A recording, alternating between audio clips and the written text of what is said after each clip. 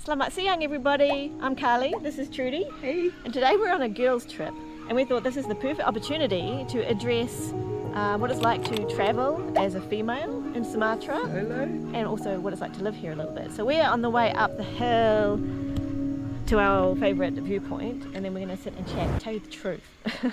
The good and the bad and what it's like to come here. So we'll get on the bike. We See you soon. shall. All right.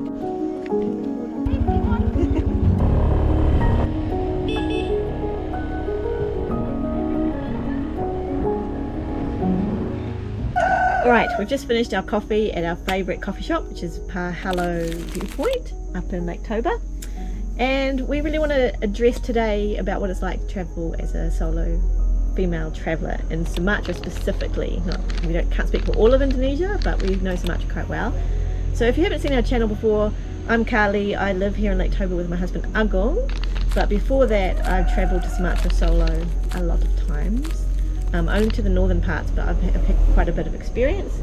And this is my friend Trudy. We actually met in Sumatra. She's from Australia, I'm from New Zealand. And you've done a lot of solo travel in other places as well. Yep. So you've got a really good viewpoint because I haven't really done anything outside. So we're just going to chat, girl to girl, or if there's any guys that are interested, girl to guy as well. I can't say girl To or guys. girl to gender neutral people. To everyone, you're welcome. Girl to everyone.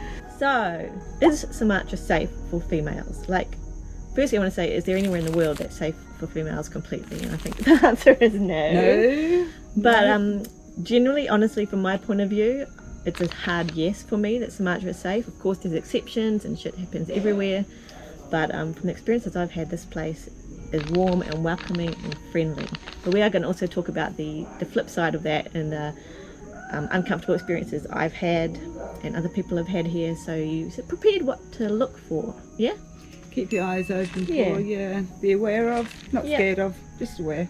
So the first thing to be aware of probably is the amount of attention you're going to get, because not just as a female, also as a foreign male as well, because you stand out because there's not a lot of tourists here. No, there's not. Even in maybe the Bukit Lawang and Lake Toba are the most touristy places, and you're still going to get a lot of attention, especially if you go outside into small villages. It may feel uncomfortable, but people are going to come up to you, wave to you, talk to you, and they're just genuinely curious. Yeah, they just love to approach you to say hi, Yep. ask you where you're from, where you're Yep. staying, where you're going, just Yep. want to have a chat. So my very first trip to Sumatra was actually for work trips. So although I was solo, they were kind of organised, and I had people telling me where to go and what to do, and often I had someone with me. My very first completely solo trip to Sumatra was to here, actually, to Lake Toba. I didn't know anything about it other than that it was a giant lake, and it was my first time really travelling solo, and I was terrified. I'm a really big introvert.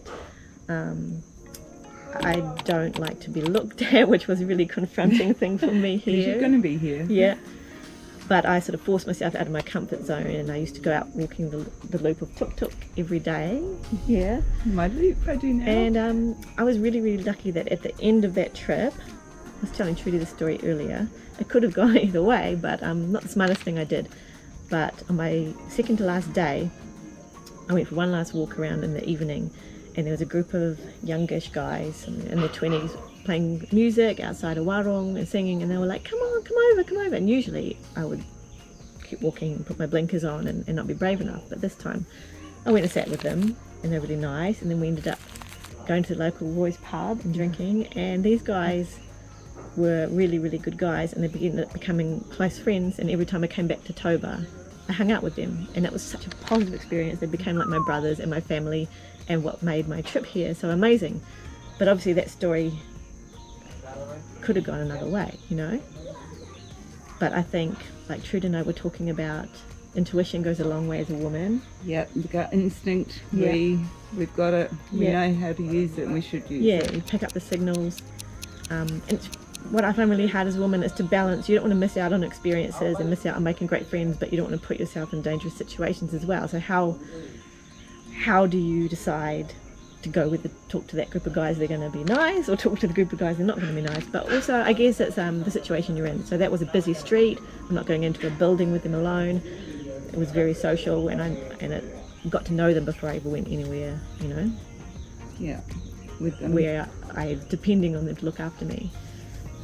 And there are lots of guys that just kind of sit and chew and play the guitar Yeah, and yeah, sing yeah. around here, and Yeah. it's really safe to, even if you don't join them, just hang Yeah, nearby and think so. enjoy the music, and Yeah. they'll eventually probably ask you Yeah. to come over and just Yeah, if you're comfortable, do it. If you feel uncomfortable, just walk away. And then my first negative experience was actually quite a big one, and that happened unfortunately in Bukit Lawang, which is one of the most probably famous areas in Sumatra. And I was still quite a newbie to solo travelling, and I trusted people a little bit too much, and so I did all the wrong things. So it's a really good lesson. So I came to Bukit Lawang. I was walking around by myself, and I met a guy on a bridge somewhere in the village, and he said, "I'm a guide, do you want to go trekking tomorrow?" And he seemed really nice, but I just met him on the street. I didn't know who he worked for. I didn't know if he had qualifications or a certified guide license. And I said, "Yeah, sure." And the next day he took me trekking, and we got to a river, and he took his clothes off down to his undies and got in the river and said, "Come on, let's have sex." And I was like, I didn't get in the river at all. I was like, "What? I don't want to do that." And I said, "No." And he goes, come on, just come on in." He wasn't pushy, he wasn't aggressive. I didn't feel in danger, but of course I was very, very uncomfortable. I said, no, and I want to go back. And he ended up just getting in the water and then walking me home. He held my hand all the way home. Women will understand why I let him, because I didn't want to piss him off until I got somewhere where I knew where I was and I was safe. Played along and just smiled and was nice and held his hand until I got back to my room, shut the door and didn't come out of my room for the and next we have to make those 2 decisions days. sometimes, Yeah. those uncomfortable decisions, Exactly. just to kind of work out, Yeah. how am I going to get to safety? Exactly. What is this going to take to be safe? If I piss him off, is it going to be a different story? Yeah, What's it's going going to to get ugly. Yeah. And then unfortunately, that when I finally came out of my room, the security guard came to talk to me, and he made me feel uncomfortable as well. So my first Great. Bukit Lawang experience was pretty bad, and I had bad attitude about it from then on, obviously. But that's probably one of the only negative things that's happened to me here that I can think of. And it's not exclusive to Bukit Lawang, like bad things can happen anywhere. I have to play it safe. So from that lesson, I would say I have some really good tips that I wouldn't do again. I would never just pick up a guide off the street without knowing his history, his recommendations, who he works for. Highly recommend Bukit Lawang or anywhere you go, if you can get recommendations. At very least, check on Google or their TripAdvisor Personal pages. if you can. Even better, very personal recommendations from other solo female travellers. And you can get that through, there's a really great Facebook group that we're a part of called Backpacking Sumatra, Indonesia. Come on there and ask for recommendations, or email us, comment here, and we can try and help you find good guides. We've got pretty good contact throughout Sumatra. And also, trekking's quite a difficult situation because you're reliant on a guide and you're heading into the middle of nowhere. And if you're by yourself, that can be quite confronting. So try and find a group. But that's another thing that's hard about Sumatra, because if you come not in high season, it could be a little bit difficult to find a group to join. But try and join a group, ask in all the Facebook groups for recommendations, get personal recommendations. Absolutely. So I don't want to focus entirely on Bukit Lawang, but because more tourists go there, we've heard more stories about it.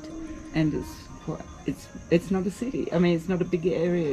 It's more remote, and Yeah. you're going to be in remote areas. So while we're on the subject of these more touristic places, there is a phenomenon in Sumatra, and probably all over the world, but here they're called them buaya darat, Land crocodiles. land crocodiles. And it refers to the men who are kind of on the hunt for women. And it's not exclusively bule women. So bule is foreign women, but they happen to be the prey that they look out for. So there are a lot of land crocodiles around buaya darat. So is they expected? Expect it.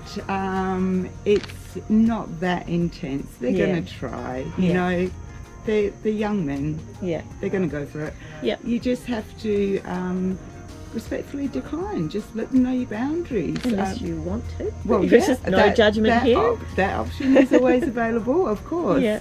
I would suggest that you probably learn a few words or phrases in Bahasa to make your point very clear. Like I said, respectfully, but very clearly that you know, you're not going to go there, or like I said, if you want to go there, you can learn to say that too. But yeah, definitely some basic phrases to help you in those situations, because they're not aggressive, they're not nasty. No, they're just young shooting men their shot. just shooting their going shot. for gold. And you'll find them, I think, predominantly tourist areas, but also elsewhere. There's kind of a thing about, of course, men looking for bule women, because they have a perception that we're here for a good time, and you know, because we have a bit more of a free way of thinking. That is a bit more of an opening for them. So whatever your boundaries are, just make them clear. If you run into Boya Dara, it's just, they're really, some of them are really lovely, really smooth. They'll just be chatting with you. There'll probably be a lot of comments. Doesn't really matter if you have a boyfriend or not, unless he's with you. If you husband back home, you are still cancel open game. So they'll be telling you you're beautiful. They'll be like, do you want to go for a walk? Do you want to go down to the river and watch the glowworms at night? That kind of thing. So be aware. Oh, the big thing is massages. Be aware that very often with a Boya Dara, a massage is never going to be a massage. So it will start off as a massage. It will, but it will very quickly they will try to turn it to something else. So my advice is, if you're really not open to that at all, don't even put yourself in that situation. Like Trudy said, they're not generally dangerous from our experience. There are exceptions, but and you know, if you keep yourself in an area where there are other people and you decline their offer, they're not going to push it. They know no means no, and if there's other people watching, you know, they're going to respect that. Having said that, I also want to flip side that and say I met so many amazing brothers while I was here that I didn't get that experience with as well. So they're not all on the hunt.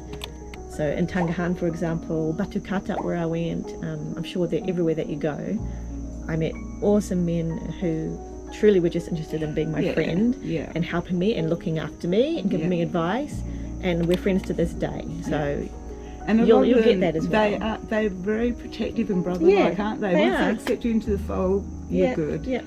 So don't be afraid to try and make friends with them, but be aware that there might be a line that needs to be drawn at some point with some of them. I guess that happens everywhere. That's not exclusive to Sumatra. No, it's quite prevalent in more other way areas. But like I said, they're just seeing what they can get away with. It's natural. So there's been a couple more uncomfortable situations, but nothing, I've never felt in danger here. Apart from that one dodgy guy in the river, was a little bit something. But I've also I went from Medan Airport to an airport hotel, like a 10-minute drive, and I had an older man, looked like a family man, pictures of his family in the front, driving me in his taxi, and got to the room, and he said to me, "Are you here alone?" And I said, "No, my husband." Wasn't married at the time, but I said, "My husband's waiting for me." I don't think he bought it, and just a comment like, "Do you need a friend in your room? Do you need a friend to come up?" I'm like, "No, thank you. No, I do not. No, I'm good." So he shot a shot, and then I've had drivers, one or two drivers who offer me a massage or want to come in my room or touch my leg while we're driving, and just. And on that, just the last driver I had been travelling for close to 30 hours, and just he was fine. He was nice enough, but obviously I was very tired, and we were travelling at night.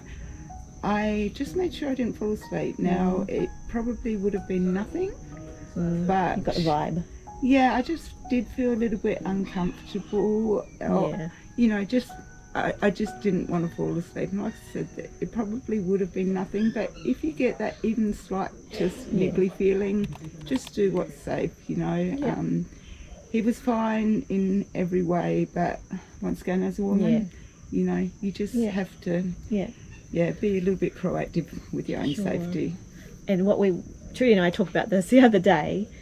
For our generation, I think it's changing for the younger generation now, I hope, but we were taught to be polite, to be nice, to not hurt anyone's feelings, be accommodating.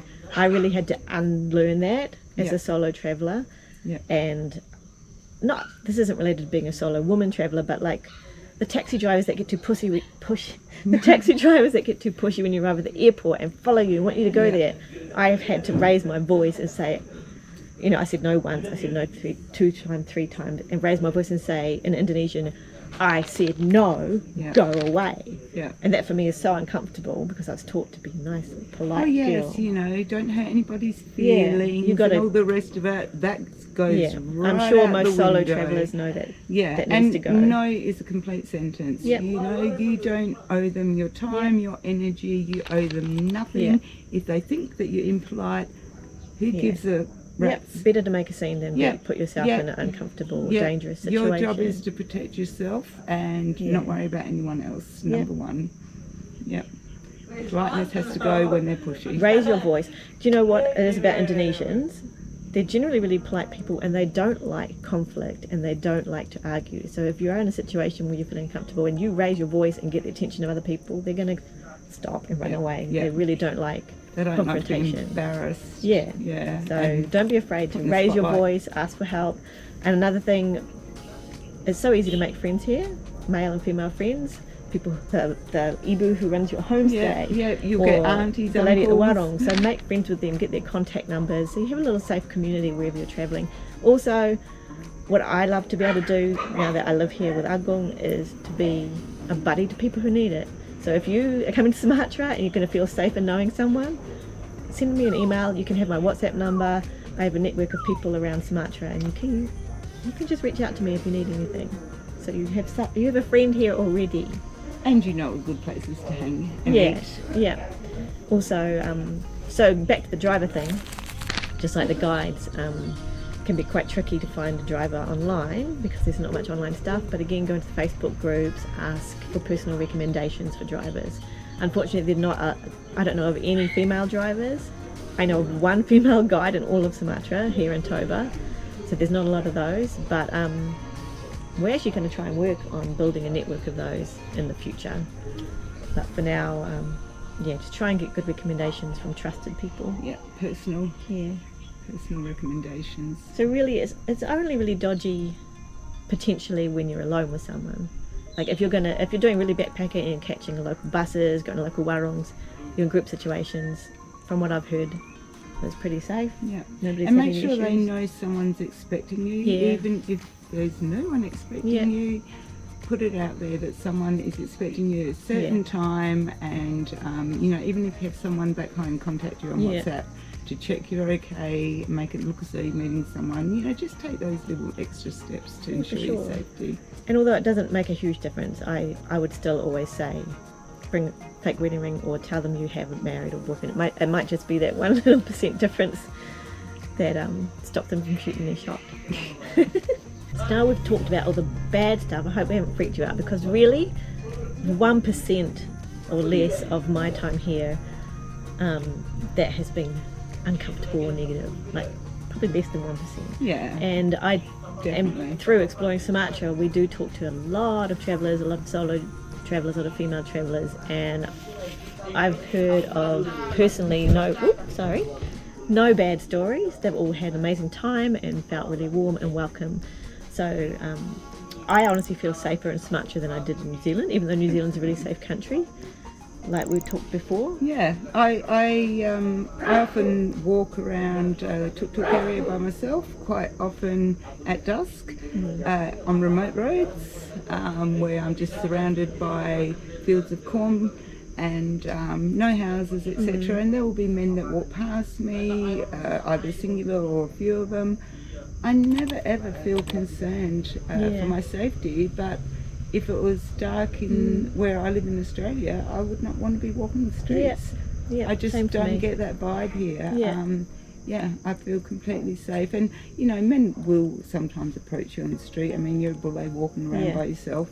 But, just stick to your boundaries. Yeah. I say no, I don't want to go and join you and your mates for coffee or whatever. No, I'm meeting a friend, and they might persist and just say, no, I've got things to do, I'm going now, thanks, bye. Yeah.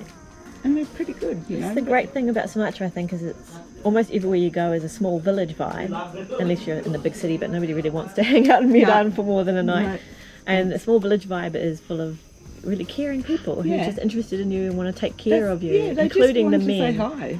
The men are interested. They want to know about you. You walk where past you're and from. they're all just like, hello, good morning, where you from? Something Agung and I always talk about is that, especially the Batak and the Karenese people might have quite serious faces. So you might be walking past a group of men who look like that, and then you say, "Horas, hello," and they beautiful big smiles, so friendly. Yeah.